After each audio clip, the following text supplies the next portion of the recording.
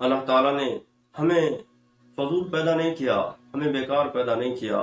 ہماری زندگی کسی مقصد کے لیے، اگر ہم اسے بے مقصد گزار دیتے ہیں، اگر ہم وقت ضائع کر دیتے ہیں، اس بات کا مطلب ہم اللہ تعالیٰ کا شکریہ ادا نہیں کر رہے بلکہ اس کی نعمتوں کی ناشکری کر رہے.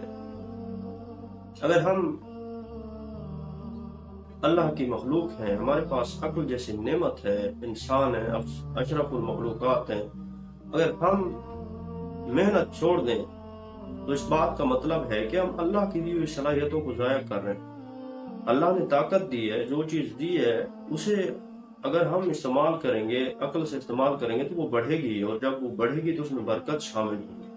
اگر اللہ نے ہمیں عقل دی ہے تو ہمیں چاہیے کہ ہم اس پہ غور کریں، اس کے ذریعے سوچیں کہ ہم کیسے کسی کے کام آ سکتے ہیں، ہم کیسے مسائل حل کر سکتے ہیں.